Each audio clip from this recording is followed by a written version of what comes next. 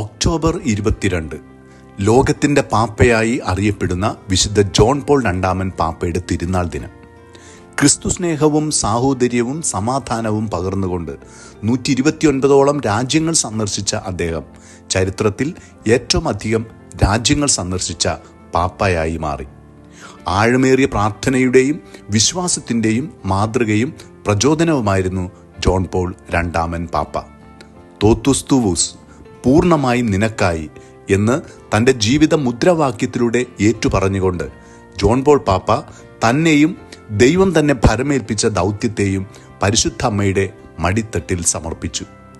1981 അലി അക്ക എന്ന അക്രമിയുടെ തോക്കിൽ നിന്നും ഉതിർന്ന വെടിയുണ്ട പാപ്പയുടെ നെഞ്ചിൽ തുളച്ചു കയറിയെങ്കിലും മരണത്തിൻ്റെ പിടിയിൽ നിന്നും അത്ഭുതകരമായി പരിശുദ്ധ അമ്മ പാപ്പായെ കാത്തു. പിന്നീട് ജയിലിൽ ചെന്ന് തന്നെ വെടിവെച്ച അലി അഗ്ഗയെ കണ്ട് ആലിംഗനം ചെയ്ത് കാരുണ്യത്തിൻ്റെയും ക്ഷമയുടെയും ക്രിസ്തു സാക്ഷ്യമായി പാപ്പ മാറി. സിനഗോഗും മോസ്കും സന്ദർശിച്ച ആദ്യ പാപ്പയായി മാറിക്കൊണ്ട് മതങ്ങൾക്കിടയിൽ സാഹോദര്യത്തിൻ്റെ പാലം പാപ്പ പണിതുയർത്തി. മനുഷ്യജീവന്റെയും മാനവ മഹത്വത്തിൻ്റെയും മുന്നണി പോരാളിയായി നിന്ന ജോൺ പോൾ രണ്ടാമൻ പാപ്പ ലോക യുവജന ദിന ആഘോഷത്തിന് ആരംഭം കുറിച്ചുകൊണ്ട് യുവജനങ്ങളെ വിശ്വാസ ജീവിതത്തിൽ ധീരതയോടെ മുന്നേറാൻ പ്രേരിപ്പിച്ചു.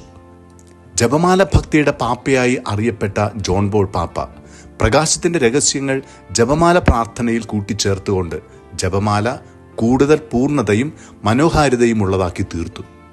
തൻ്റെ ഏറ്റവും പ്രിയപ്പെട്ടതും സുന്ദരവുമായ പ്രാർത്ഥനയാണ് ജപമാല എന്ന് വിശേഷിപ്പിച്ച ജോൺ പോൾ പാപ്പ വിശ്വാസികളെ യേശുവിലേക്ക് നയിക്കുന്ന സുവിശേഷത്തിൻ്റെ ഒരു സംഗ്രഹമാണ് ജപമാല എന്ന് സാക്ഷ്യപ്പെടുത്തുന്നു.